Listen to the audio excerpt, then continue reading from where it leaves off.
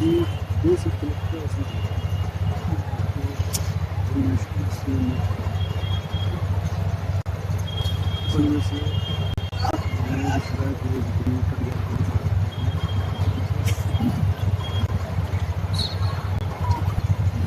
لله نحمده ونستعينه ونستغفره ونؤمن به ونتوكل عليه ونعوذ بالله من شرور انفسنا ومن سيئات اعمالنا من يهده الله فلا مضل له ومن يضلل فلا هادي له ونشهد ان لا اله الا الله وحده لا شريك له ونشهد ان سيدنا ومولانا محمدا عبده ورسوله صلى الله تعالى عليه وعلى آله وأصحابه وأزواجه وذرياته وأهل بيته أجمعين. أما بعد فقد قال النبي صلى الله تعالى عليه وسلم: إذا مات الإنسان انقطع عمله إلا من صدقة جارية أو علم ينتفع به أو ولد صالح يدعو له، اور كما قال صلى الله تعالى عليه وسلم. حضرت صلی اللہ علیہ علماء اور محترم شرکائے اجلاس، دور سے اور قریب سے آئے ہوئے مہمانان کرام، اللہ تعالیٰ نے ہمیں اور آپ کو آج کی اجلاس میں دین کی نسبت پر اللہ کے حبیب پاک صلی اللہ تعالیٰ علیہ وسلم کی نسبت پر اور اپنی ذات و صفات کی ذکر فرمایا ہے. اس اجلاس کی شرکت ہم سب واسطے باعث سعادت ہے. اس واسطے کی محض اسلام کی اور دین کی بنیاد پر یہ اجلاس قائم کیا گیا ہے. اللہ تعالیٰ جن حضرات نے اجلاس کو اہمیت سمجھا اور اس کے واسطے کوشش کیا، ان کے اخلاص میں برکت عطا فرمائے اور کسی بھی عمل کرنے والے کے دل کے اندر ریا، شہرت، نمود نہ آئے، اس کی توفیق سے سب کو نوازیں. ریا آئے گی کوئی فائدہ نہیں ہوگا، نمود کا شوق ہوگا کوئی فائدہ نہیں ہوگا، اعلان اور شہرت چاہیں جس سے کوئی نفع نہیں ہوگا. بس نفع جو ہے وہ اخلاص میں ہے. ہر عمل کو اللہ تعالیٰ کی ذات والا صفات کے واسطے کرنے میں ہے. ہم نے اللہ کا کلمہ پڑھا ہے اور کلمہ طیبہ لا الہ الا اللہ محمد رسول اللہ جو پڑھا ہے، اس کا حاصل یہی ہے ہم کسی اور کی طرف دیکھنے والے نہیں ہیں، ہم کسی اور سے لو لگانے والے نہیں ہیں، ہم کسی اور کے سامنے ماتھا ٹیکنے والے نہیں ہیں، ہم کسی اور سے حاجات کو مانگنے والے نہیں ہیں، ہم کسی اور کو اپنا حاجت روا تصور نہیں کرتے، ہم کسی کو عبادت کے لائق نہیں سمجھتے. اگر ہے کوئی ذات تو اللہ کی ذات ہے، اسی کے سامنے ہم ماتھا ٹیکتے ہیں اور اسی سے اپنے حاجات ضروریات میں مدد مانگتے ہیں، استعانت طلب کرتے ہیں. اسی واسطے ہم نے کلمہ پڑھا ہے کہ ہم کسی کو نہیں جانتے، ہم کسی کو نہیں سمجھتے، ہم کسی کو اللہ وحدہ شریک کے سامنے اس وطن پر نہیں دیکھنا چاہتے کہ اس کے واسطے خدائی ثابت کی جائے یا حاجت روائی ثابت کی جائے یا ضروریات اس کے سامنے پیش کیا جائے. ایسا ہرگز نہیں. یہ اجلاس ہمیں اور آپ کو یہ سبق دیتا ہے اور یہ سکھاتا ہے کہ اس طریقے سے ہمارے اکابر نے، ہمارے بڑوں نے، اللہ کے ساتھ محبت اور تعلق رکھنے والوں نے، اللہ کی پہچان رکھنے والوں نے ان مدارس کی بنیاد ڈالی اور رکھی اور ہندوستان کے اندر اسلام اسلامیات کو محفوظ رکھنے کے واسطے اس سلسلہ کو قائم فرمایا۔ ظاہر ہے کہ ان کی نگاہیں بہت دور رس تھیں اور ان کی نگاہیں بہت دور بھی تھیں۔ آج کچھ لوگوں کو اشکال ہوتا ہے یہ مدارس والے جو ہے توبہ پہ سختیاں کرتے ہیں، لباس کی سختی کرتے ہیں، نماز کی سختی کرتے ہیں اور نماز کتنی سختیاں توبہ کے ساتھ کرتے ہیں اور لوگ نیک نیک مشورے اپنے گوام میں دیتے رہتے ہیں، لیکن اس اسٹیج پہ جو آج ہندوستان کی دنیا پر ایک عالمی طور پر ہندوستان کے لیے جو ہے کہہ سکتا ہے، میں یہ کہنا چاہتا ہوں اگر ہندوستان کے اندر یہ مدارس نہ ہوتے، ان مدارس کے لوگوں نے ذمہ داروں نے یہ سختی نہ کی ہوتی، ہمارے لباس کی پرواہ نہ کی ہوتی، ہماری نمازوں کی پرواہ نہ کی ہوتی، ہمارے اخلاق کی پرواہ نہ کی ہوتی، ہمارے اعمال کی پرواہ نہ کی ہوتی، ہمارے عقائد پرواہ نہ کی ہوتی، تو آپ اس ملک کا کچھ اور ہوتا، اس کا نظام ہی کچھ اور ہوتا۔ اور اللہ کرے کہ جو ہمیں یہ سلسلہ اپنے سامنے دیکھا ہے ہمیں بھی شہدائی ملتا رہے اور ہماری نسلیں جو آگے آ رہی ہیں اس ضرورت کو محسوس کرتے ہوئے اس چیز کو آگے بڑھائیں، کسی شمالی اور جنوبی اور مشرقی اور مغربی ہوا کی طرف نہ نگاہ کریں، ایک اللہ وحدہ لا شریک کی طرف نگاہ کریں۔ اس بات کی یہ مخالفت ہے، یہ دشمنیاں اور دین کے سے بیزاریاں، دین والوں کو گالیاں دینا، برا کہنا، ان کے ساتھ مخالفت، معاندت، ہر طرح کی کوئی ایسا زمانہ نہیں گزرا ہے جس میں یہ نہ ہوا ہو، اور اللہ کا کرم یہ ہوا، اللہ کی مدد جو ہے اللہ کے ساتھ ہے۔ اللہ نے قرآن کریم میں اعلان فرمایا ہے ان تنصروا اللہ ینصرکم، ان تنصروا اللہ ینصرکم، اس کا مطلب کیا ہے؟ اگر تم دین کا ہو اور دین کی اشاعت کرنا چاہو، دین کو ماننا چاہو، دین اختیار کرنا چاہو، دیندار بننا چاہتے ہو تو پھر اللہ تمہاری مدد کے راستے موجود ہے اور آپ کو ہماری یاد کو ہمیں لوگ آئے بالکل ڈر ہوتے کرتے چلو کسی بھی نہیں ہونا چاہیے۔ اللہ تعالیٰ علیہ وسلم کا زمانہ ہے، نبی کریم صلی اللہ علیہ وسلم کے اوپر جو مسائل آئے، جو پریشانیاں آئیں، اور نبی کریم صلی اللہ علیہ وسلم کے ساتھ جو برتاؤ کیا گیا، بہت سی تاریخ وہ ہے نبی پاک زمانے کی جو ہمارے اور آپ کے سامنے آیا نہیں ہے اور مخفی ہے، سب جانتے ہیں۔ اتنے بڑے رہبر اور سارے عالم انسانیت کے سردار اور سید الاولین والآخرین، اور یہاں بھی اور وہاں بھی ان کو زیادہ درجہ حاصل ہے، اور سب سے پہلے جنت دروازہ کھلوانے والے نبی کریم صلی اللہ علیہ وسلم ہیں۔ ان کے ساتھ دنیا کے اندر کیا برتاؤ کیا گیا؟ آپ کو پتھر نہیں مارے گئے، آپ پہ تالیاں نہیں پیٹی گئی، آپ کا مذاق نہیں اڑایا گیا، آپ کو روح رہا نہیں کیا گیا، اور آپ کو پاگل و مجبور نہیں کیا گیا۔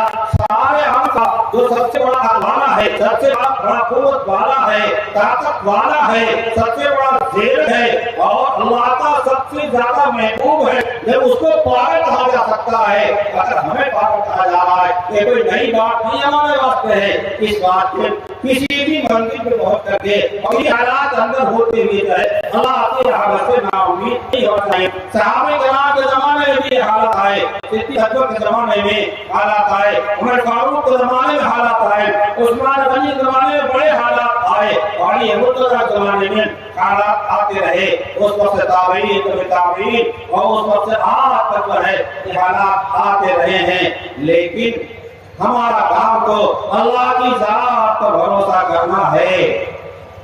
قل اللہ ثم ذرهم فی خوضهم یلعبون، اللہ کا نام لو، اللہ پہ بھروسہ کرو، اللہ کی ذات پہ اعتماد کرو اور چھوڑ دو، اور اپنا اثر مارتے رہیں، بھٹکتے رہیں، پھرتے رہیں، آوازیں کستے رہیں، تدبیریں کرتے رہیں اور جو چاہے کریں۔ اس واسطے پھر قرآن نے اور بھی اعلان کیا ہے وَمَكَرُوا وَمَكَرَ اللَّهُ وَاللَّهُ خَيْرُ الْمَاكِرِينَ، یہ بھی مکر کرتے ہیں، انہیں بھی تدبیر آتی ہے، انہیں بھی اسکیم آتی ہے، لیکن ساری اسکیموں کا جواب اللہ دے سکتا ہے، اللہ تعالیٰ دینے پہ قادر ہے۔ اس بات پہ ہمیں اسکول کے اندر اپنے اکابر علماء یہ حضرات نے مدارس کی بنیاد ڈالی ہے، ان کا احترام ماننا چاہیے، ان کا شکریہ ادا کرنا چاہیے، ان کی تعریف بار بار دوہرانا کی تاریخ کا نتیجہ ہے۔ آج اس ملک کے اندر جو دارول دیوبند قائم ہوا ہے اس وقت ملک کے حالات کیا تھے؟ مظاہر و تعاقب قائم ہوا ہے تو ملک کے حالات کیا تھے؟ اور اللہ تعالیٰ نے وہ دارول دیوبند سے نہ معلوم کتنے تعلق پیدا کیے، مظاہر سہارنپور سے کتنے مظاہر پیدا ہوئے، ہندوستان، پاکستان، بنگلہ دیش کے مظاہر خصوص طور پر یہ ایک ملک تھا، ان ملکوں میں ملائکہ جال بچ گیا اور اسی طریقے سے ہماری جو مذہب ہماری جو سختیاں کی گئی، لباس پہ پابندیاں لائی گئی، آج اللہ کی ہے اور اللہ بہت ہے اور یہ جو ہے ہمارے اکابر کے نام اعمال میں جائے گا کہ آج اس ملک کے اندر جو شکلیں نظر آ رہی ہیں، جو صورتیں نظر آ رہی ہیں، اسلامی لباس نظر آ رہا ہے، اسلامی شکلیں نظر آ رہی ہیں، اسلامی تصورات نظر آ رہے ہیں، اسلامی نظریات نظر آ رہے ہیں، اسلام میں پروپگنڈ نظر آ رہی ہے، تو کتنے پریشان ہیں یہ لوگ، بڑھتے چلے جا رہے ہیں اور چڑھتے چلے جا رہے ہیں، ان کو ترقی ہوتی چلی جا رہی ہے۔ جو کو خدا ترقی دینا چاہے اس کی ترقی کو کوئی مٹا نہیں سکتا ہے اور کوئی ختم نہیں کر سکتا ہے۔ اس بات سے اپنے اکابر کا احترام مانو۔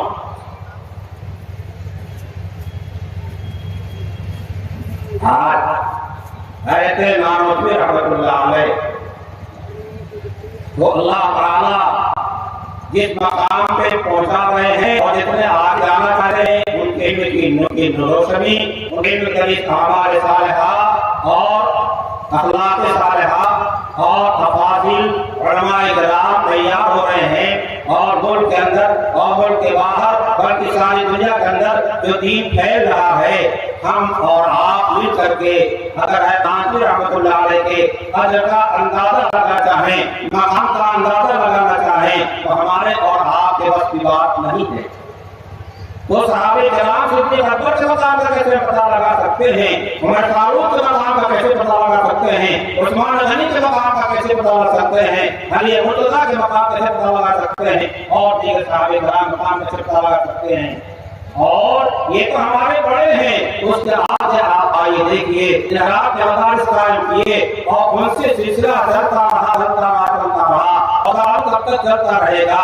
یہ خدا جہاں جتنے برگزیدہ ہیں ان کو خدا ہی سکتا ہے اور خدا ہی مقام کو جان سکتا ہے۔ ہمارے نہ بیان چلتا رہ سکتا ہے، نہ جواب چلتا رہ سکتا ہے اور نہ ہم اس کو صحیح سمجھ سکتے ہیں، نہ کسی کو سمجھا سکتے ہیں۔